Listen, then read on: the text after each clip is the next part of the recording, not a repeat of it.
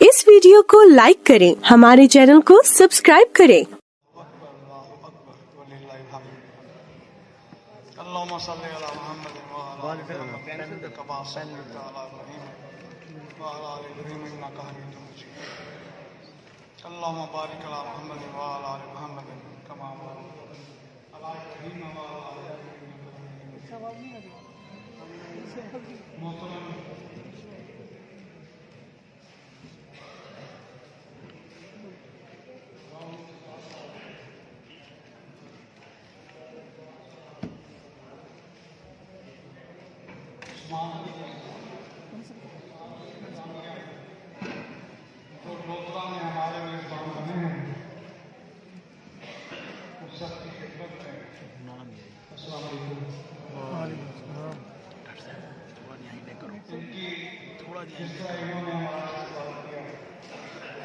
इस पुरजोश इस्तकबाल के लिए मैं इनका ख़ास तौर पर शुक्रिया अदा करता हूँ और ये हमें इस्तकबाल इंशाल्लाह हमेशा याद रहेगा।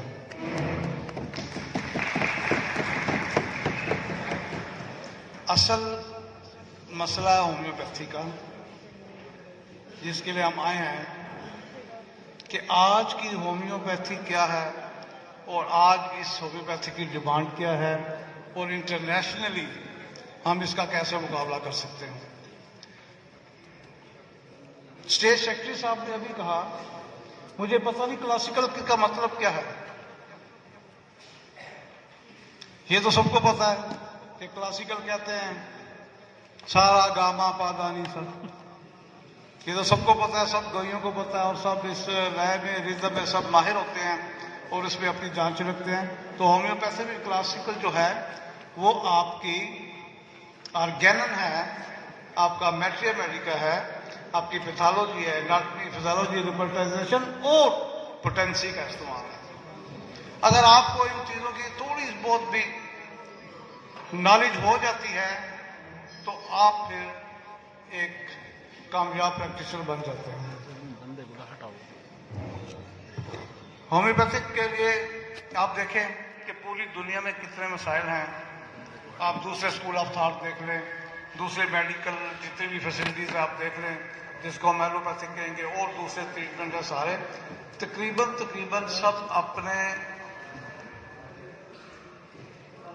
तरक्की करते हुए इतने लैब, इतनी हॉस्पिटल, इतने टेस्ट कि आप टेस्ट ही नहीं पढ़ सकते, पूरे टेस्ट नहीं समझ सकते और फिर भी वो फेल हैं। हाँ, एक बात मैं कहूंगा, और अगर उनकी इमरजेंसी में कभी हमें भी उनकी मैनेजमेंट की जरूरत पड़े तो हमें भी वहां जाना चाहिए। लेकिन आप याद रखिए कि हमारे क्लिनिक में शुक्र अल्हम्दुलिल्लाह, अगर एक्यूट केस आते हैं, इमरजेंसी है, कार्डियक इमरजेंसी है, कोई और उसकी प्रोग्राम इमरजेंसी है, कोई उसकी इंफार्क्ट इमरजेंसी है, कोई स्ट्रोक इमरजेंसी है, तो हम डील करते हैं। और ये अल्लाह का करम है, फजल है कि 50% पेशेंट हमारे क्लिनिक से उठ के जाते हैं। ये होम्योपैथी का कमाल है कि होम्योपैथिक ड्रग्स की इतनी पावर्स हैं कि वो फौरी तौर पे अमल भी करती हैं। लेकिन इसके लिए आपको होम्योपैथ बनना पड़ेगा। और मेरी आप सब पे दुआ है, सब होम्योपैथ डॉक्टर बैठे हैं, मेरी डॉक्टर बैठी हैं, कि आप कल को एक मशहूर डॉक्टर ना बने। शायद मैंने गलत कह दिया कि मशहूर डॉक्टर ना बने। क्यों ना बने भाई, मशहूर तो सब बन जाते हैं। आप अखबार में इश्तिहार देके क्लिनिक खोल लें, आप मशहूर हो जाएंगे। आप टीवी की स्लाइड चला दें, आप मशहूर हो जाएंगे। आप फेसबुक पे आ जाए, आप मशहूर हो जाएंगे। आप सोशल मीडिया पे आ जाए, आप मशहूर हो जाएंगे। लेकिन मैं जो तरीका बता रहा हूं इस पे काम करेंगे तो आप मशहूर नहीं होंगे, बल्कि आप मकबूल होंगे। और जितने हमारे होम्योपैथ डॉक्टर जो हैं, जो आज इस दुनिया में हैं या नहीं है, अगर वो उनका नाम है तो उनके मकबूल होने की वजह से, मशहूर होने की वजह से नहीं। अब मकबूल किस तरह होते थे?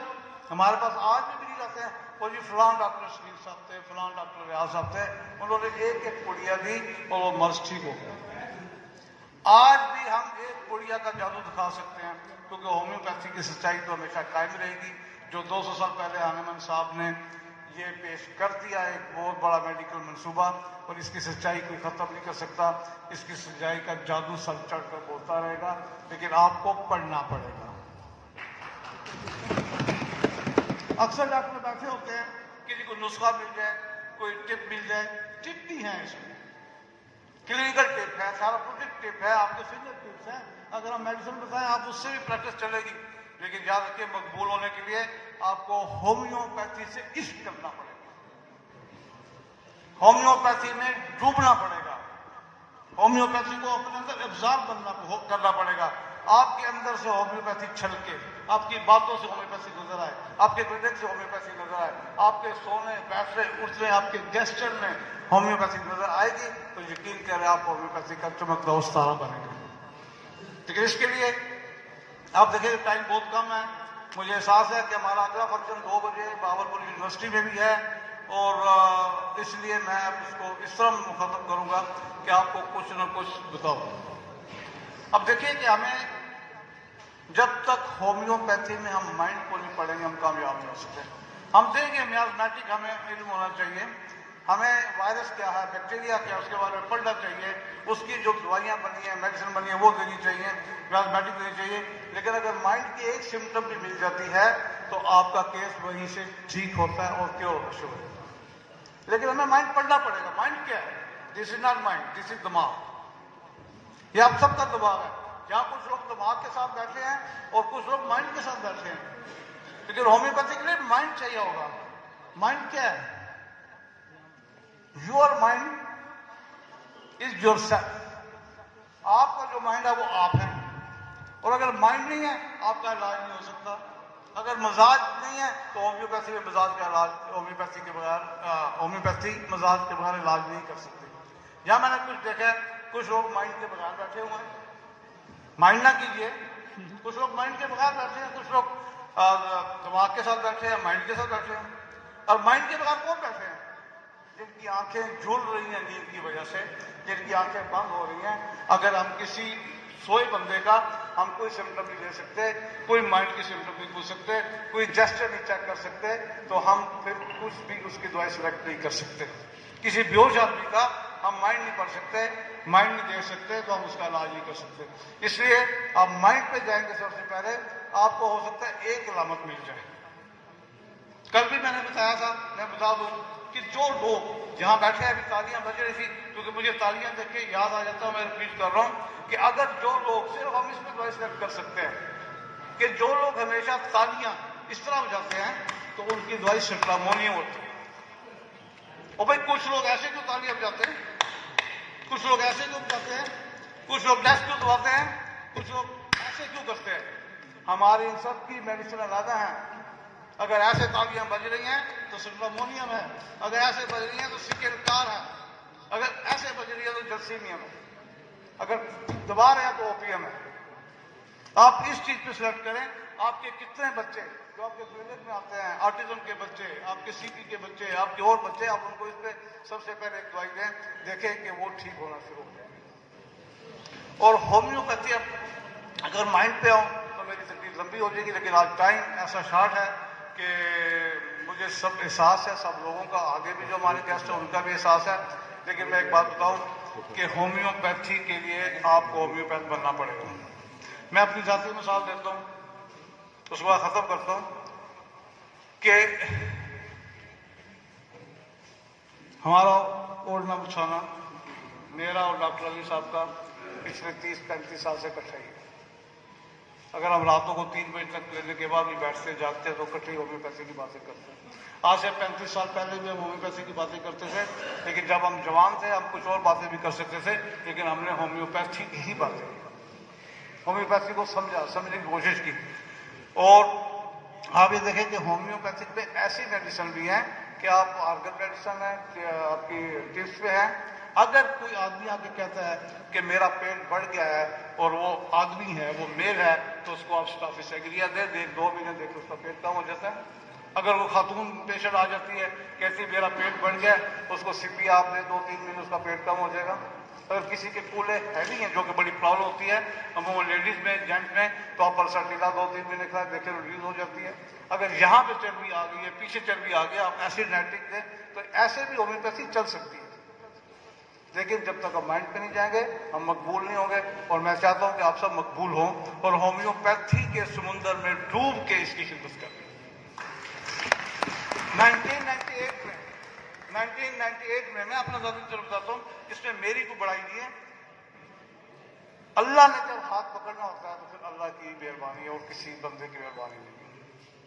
याद रखिए ये सारा जो हमारे काम है ये अल्लाह की मेहरबानी से हो रहे हैं। ये जो मैं बोल रहा हूँ ये हरकत हो रही है ये अल्लाह की मेहरबानी से।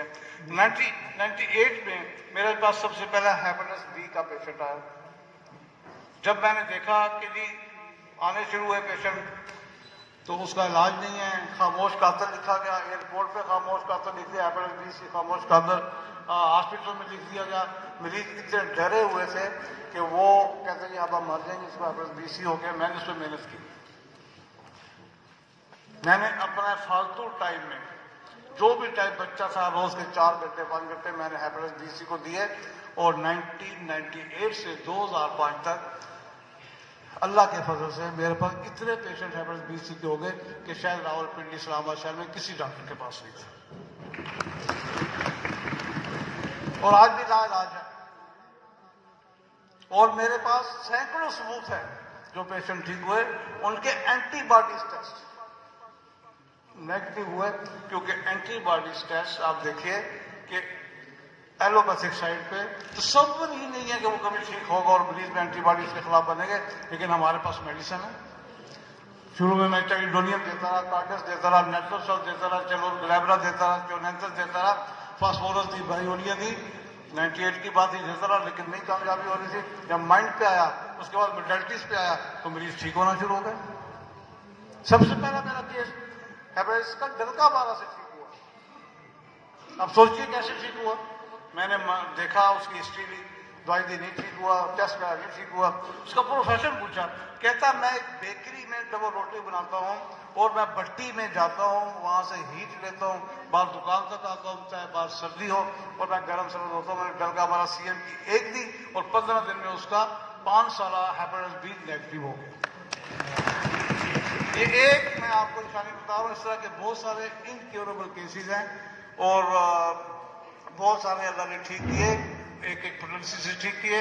हाँ, हमें उस प्रेगनेंसी के साथ एंटीमियाज लगाना पड़ा, रूट काज लगाना पड़ा, कोई बैक्टीरिया की, कोई टाटोपैथी की दवाई भी लगानी पड़ी। लेकिन अगर माइंड पे एक सिम्टम भी आपको मिल जाएगी तो आप उससे इलाज करें, आप इंशाल्लाह मकबूल होंगे। और पढ़ना शुरू कर दें आज से।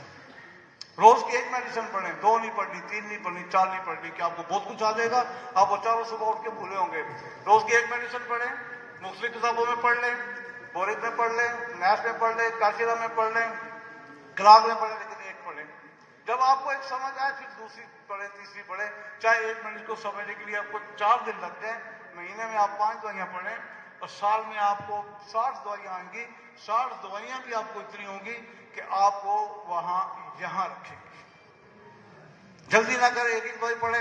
इंशाल्लाह जब हमारी दोबारा मुलाकात हो आप जरा पढ़ाई पे आए, आप होम्योपैथी के सारा पादानी पे आए, आप देखें माइंड पे आए तो इंशाल्लाह कभी मुलाकात हो जिंदगी रही तो आपका तजर्बा, आपका एक्सपीरियंस, आपका लेवल, आपकी मकबूलियत आप लोगों के दिलों में इस तरह राज करेंगे इंशाल्लाह।